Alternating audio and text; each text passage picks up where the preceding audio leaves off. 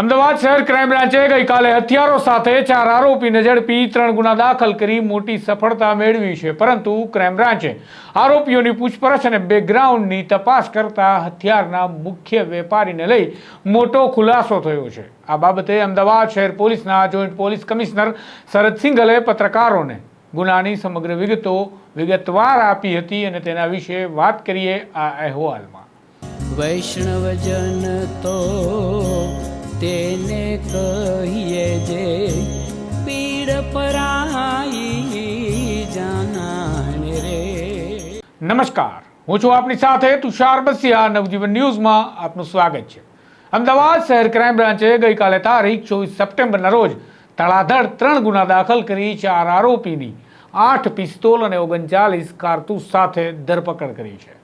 આ ઝડપાયેલા આરોપીઓનું સફળ ઓપરેશન તો પાર પડ્યું, પરંતુ પોલીસે જ્યારે પૂછપરછ અને તપાસ કરી ત્યારે સામે આવ્યું કે આરોપીઓ રીઢા કહી શકાય તે પ્રકારના આરોપી છે અને વારંવાર પોલીસ ચોપડે નોંધાતા રહ્યા છે, જેથી પોલીસે આ હથિયારો રાખવાનું કારણ શું છે, હથિયારો ક્યાંથી લાવ્યા, કોને આપવાના, ઉપરાંત તે કોણ સપ્લાય કરી રહ્યું છે તેની ઝીણવટભરી તપાસ હાથ ધરી હતી, જેમાં ખુલાસો થયો કે પકડાયેલા આરોપીઓમાંના 2 કેસના 3 આરોપી કિશોર ઉર્ફે કે, ઇન્દુજી પંચાલ, વિક્રમ વરદાજી પઢિયાર અને જગદીશ ઉર્ફે જે તારાજી લુહાર એક જ સ્થળેથી હથિયાર મેળવી રહ્યા હતા। પોલીસ તપાસમાં ખુલ્યું કે આ 3 આરોપીઓ પાસેથી ઝડપાયેલા હથિયાર તેમને મધ્યપ્રદેશના ધાર નજીકના ગંદવાણી ગામના માનસિંહ સિકલીગર દ્વારા આપવામાં આવી રહ્યા હતા અને ત્યાંથી આ આરોપીઓ ગુજરાતમાં આ હથિયાર લઈ અને આવ્યા હતા। આમ પોલીસે હવે માનસિંહ સિકલીગર સુધી પહોંચવા માટે ચક્રો ગતિમાન કરવાની સાથે તપાસ હાથ ધરી છે કે ખરેખર આરોપીઓ ધાડ, લૂંટ કે હત્યા જેવા ગુનાને અંજામ આપવા માટે હથિયાર લાવ્યા હતા કે પછી વેચાણ કરવા માટે। આ સમગ્ર કેસ બાબતે અમદાવાદ શહેરના જેસીપી શરદ સિંઘલે પત્રકારોને શું વિગતો આપી એ જુઓ।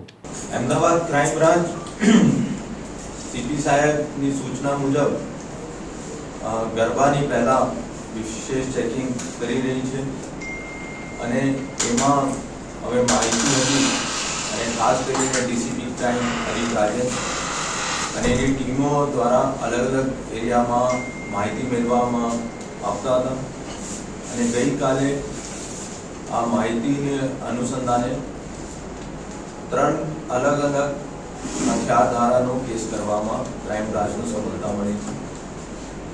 પહેલા કેસમાં 6 જેટલા હથિયાર 2 આરોપી સાથે અને 24 કારતૂસ સાથે ક્રાઇમ બ્રાન્ચે આ 2 આરોપીનું જેનું નામ છે કિશોર કુમાર પંચાલ, કાંતિલાલ ઇન્દુલાલ પંચાલ, જેનો કે પણ કહીએ છીએ, અને વિક્રમ કુમાર પ્રતાપજી પડિયાર,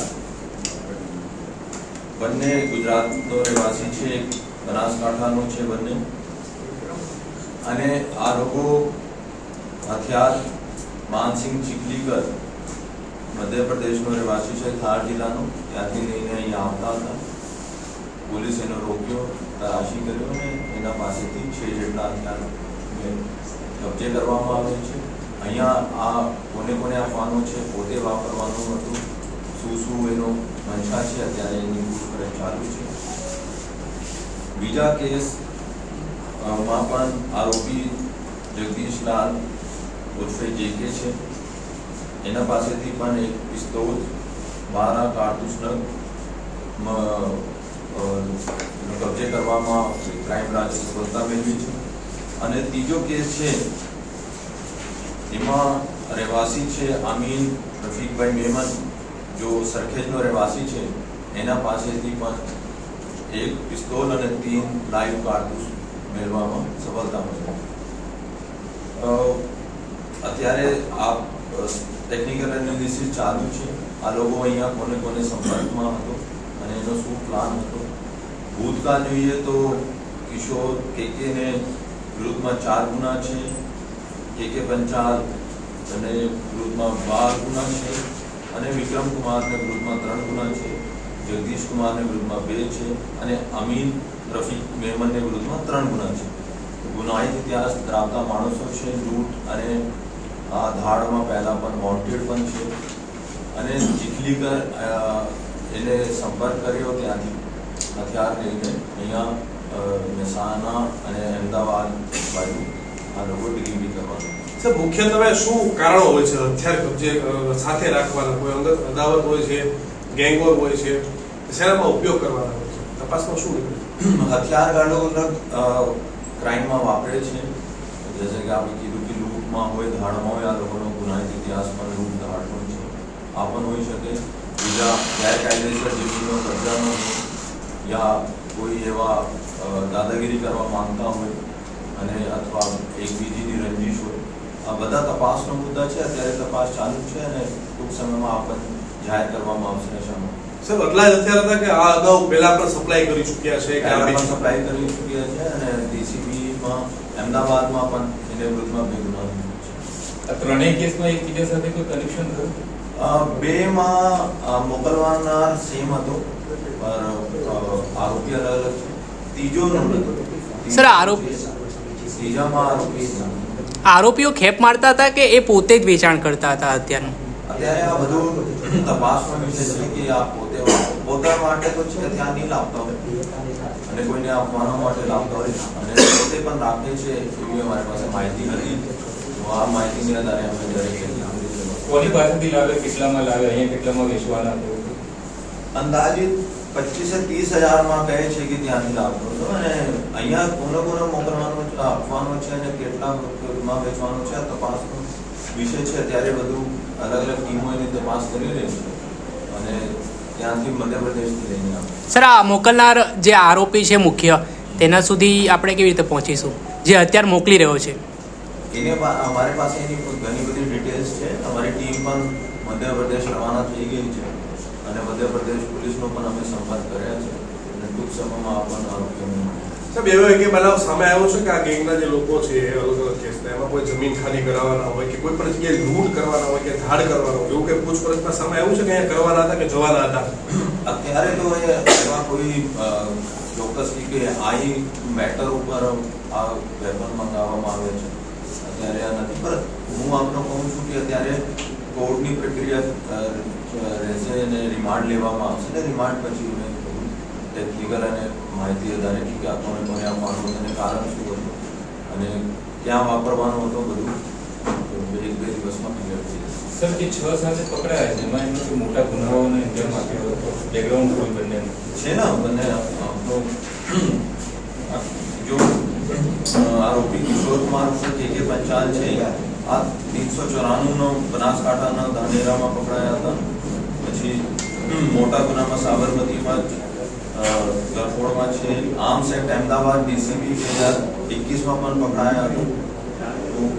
તો મોટા ગુના છે અને બનાસકાંઠામાં 307માં પકડાયા હતા અને નરોડામાં આર્મ્સ એક્ટમાં પણ પકડાયા હતા. ખરેખર એનો ગુનાહિત ઇતિહાસ છે અને ભૂતકાળમાં પણ આ વેપન સાથે પકડાયા. આશરે ઘણા બધા હોય છે કે અમે એક આશરે નહીં કહી શકીએ કે 1-2 વેપન નથી અને 6 વેપન છે એ ખરેખર અહીંયા કોણ મંગવાનાર છે, કોણ છે, આ બધું ટેકનિકલ ડિટેલ્સ અમે અત્યારે કરી રહ્યા છીએ. બાય રોડ લાયા હતા, કઈ રીતે લાયા? ટ્રેનમાં લાયા કે બસમાં લાયા? બાય રોડ લાયા.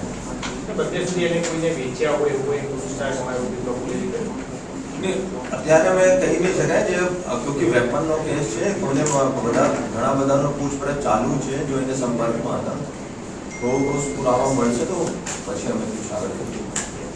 જેસીપી શરદ સિંઘલે પત્રકારોને આ બાબતે વધુ ઊંડાણપૂર્વકની તપાસ ચાલી રહી હોવાનું જણાવતા કહ્યું કે આરોપીઓ માત્ર હથિયાર સપ્લાય કરવા માટે માનસિંગ સિકલીગરના કેરિયર તરીકે કામ કરતા હતા કે કોઈ ઘટનાને અંજામ આપવાના હતા તે મામલે પોલીસે ઝીણવટભરી તપાસ હાથ ધરી છે. વાત કરી આરોપીની તો આરોપી કિશોર ઉર્ફે કે પંચાલ અને વિક્રમ પડિયાર પાસેથી 6 હથિયાર 24 કારતૂસ મળી આવ્યા હતા જેમને માનસિંગ સિકલીગરે હથિયાર આપ્યા હતા. જ્યારે કિશોર પર 12 ગુના અને વિક્રમ પર 5 ગુના અગાઉથી નોંધાયેલા છે. એ જ પ્રકારે આરોપી જગદીશ ઉર્ફે જેકે લુહાર વિરુદ્ધ પણ ચોરી અને પ્રોહિબિશનના ગુના નોંધાઈ ચૂક્યા છે અને આરોપી આમીન રફીક મેમણ પાસેથી પણ 1 પિસ્તોલ અને 3 કારતૂસ મળી આવ્યા છે. તેના વિરુદ્ધ પણ 3 ગુના અગાઉ પોલીસ ચોપડે નોંધાઈ ચૂક્યા છે. આમ રફીક મેમણ સહિત તમામ આરોપીઓની વધારે પૂછપરછ માટે પોલીસે રિમાન્ડ મેળવવાની તજવીજ હાથ ધરી આગળની કાર્યવાહી શરૂ કરી છે. જોઈએ હવે આ મામલે ફરી નવો શું ખુલાસો થાય છે. દરેક અપડેટ વિગતવાર વિસ્તૃત માહિતી અને સમાચાર માટે નવજીવન ન્યૂઝ સાથે